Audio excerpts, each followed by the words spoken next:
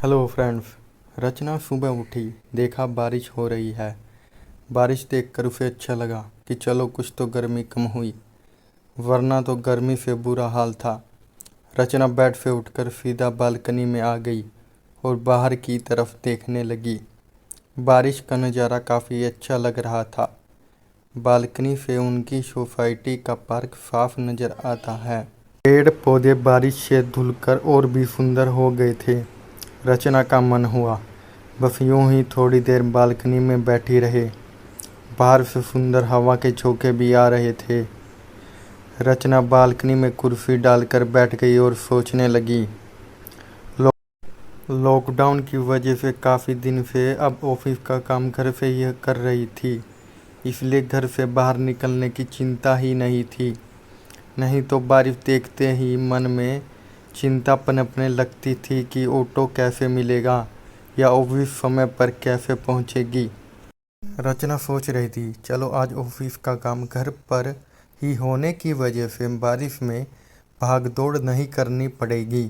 Lockdown की वजह से इतनी परेशानियां चल रही थी, लेकिन आज पहली बार बारिश की वजह से रचना को लॉकडाउन का फ़ायदा सा नज़र आया और आज उसे लॉकडाउन अच्छा लगा और उसने एक लंबी सांस ली और सोचने लगी, कितनी शांति से बैठी हूँ आज मैं इस समय, वरना तो ऑफिस के लिए जल्दी जल्दी तैयार होने की वजह से भागम भाग रहती है।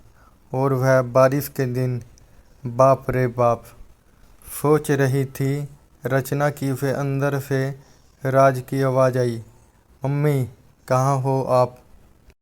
आज तो बारिश अच्छी हो रही है। रचना बालकनी से उठकर अंदर राज के पास आई और बोली, हाँ बेटा, बारिश काफ़ी अच्छी हो रही है। राज एकदम से बोला, फिर तो मम्मी आज पकोड़े बना लो ना, वैसे तो आप अधिकतर समय ऑफिस में ही रहती हो। रचना ने सोचा चलो ठीक है, आज मैं घर पर ही हूँ, वरना तो बारिश का मज़ा कहाँ ले पाते हैं। थोड़ी सी पकौड़ी बना लेती हूँ, फिर जल्दी जल्दी ऑफिस का काम कर लूँगी। और यही सोचते हुए रचना फटाफट नहाने के लिए चली गई और फिर जल्दी से रसोई में आ गई। फिर रचना ने सोचा थोड़ी सी हरी चटनी भी बना लेती हूँ, हरी चटनी के बिना पकौड़ों को क्या स्वाद। रचना ने जल्दी जल्दी चटनी बनाई और फटाफट पकौड़ी का सामान तैयार किया और थोड़ी ही देर में घर में पकौड़ी की खुशबू फैल गई। बारिश में पकौड़ी की खुशबू आते ही दिन और भी अच्छा हो जाता है। राजा खुश हुआ और वह पकौड़ी और चटनी लेकर अम्मा बाबा के पास गया। अम्मा, मम्मी ने पकौड़ी बनाई है।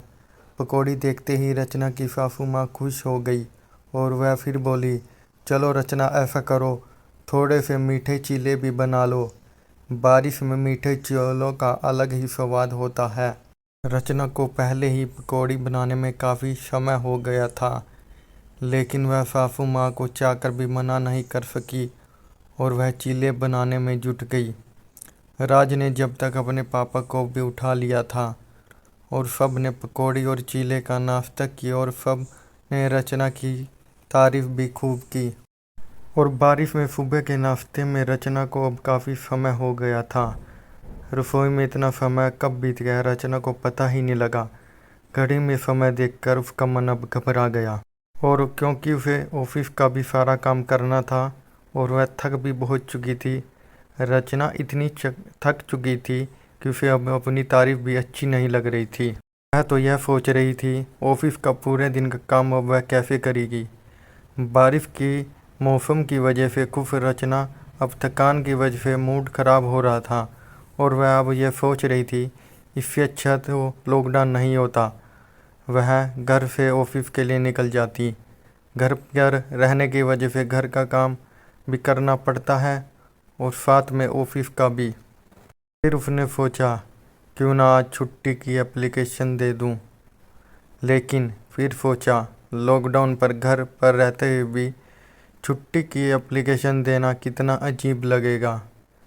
चलो, उसने सोचा चलो देर रात तक ही ऑफिस का काम कर लूँगी। वैसे तो घर और ऑफिस के काम में संतुलन बनाना हमेशा एक नारी के लिए कठिन ही होता है। उनकी काम की जिम्मेदारियां बहुत अधिक बढ़ जाती हैं। लेकिन लॉकडाउन में बारिश से तो रचना को अच्छी तरह समझ आ गया था कि एक माँ और एक बहू का लॉकडाउन में ऑफिस और घर के काम में संतुलन बनाना कितना मुश्किल है।